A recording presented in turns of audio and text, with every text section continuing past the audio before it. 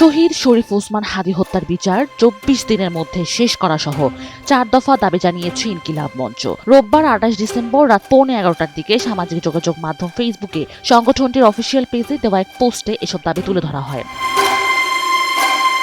৪ দফা দাবি হলো খুনি, খুনের পরিকল্পনা, খুনের সহায়তাকারী, পলায়নের সহযোগী, আশ্রয়দাতা সহ পুরো খুনি চক্রের আগামী ২৪ দিনের মধ্যে বিচার কার্য সম্পন্ন করতে হবে। বাংলাদেশে অবস্থানরত সব ভারতীয়দের ওয়ার্ক পারমিট বাতিল করতে হবে।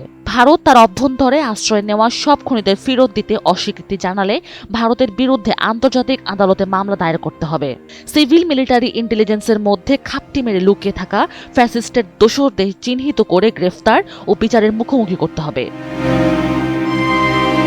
এদিকে ওসমান হাদী হত্যার বিচারের দাবিতে চলমান অবরোধ কর্মসূচি বিষয়ে নতুন ঘোষণা দিয়েছে ইনকিলাব মঞ্চ। এতে বলা হয়েছে, আগামীকাল দুপুর ২টায় ছাত্র জনতাকে শহীদ হাদী চত্বরে খুনিদের বিচারের দাবিতে অবরোধ কর্মসূচিতে শামিল হওয়ার আহ্বান করা হলো। গত ১২ ডিসেম্বর শুক্রবার দুপুরে জুমার নামাজের পর গণসংযোগ শেষে ফেরার পথে রাজধানীর বিজয়নগরে বক্স কালভার্ট সড়কে চলন্ত রিকশায় থাকা ওসমান হাদীকে গুলি করে সন্ত্রাসীরা। উন্নত চিকিৎসার জন্য সিঙ্গাপুর পাঠানো হলে গত ১৮ ডিসেম্বর চিকিৎসাধীন অবস্থায় তার মৃত্যু হয়।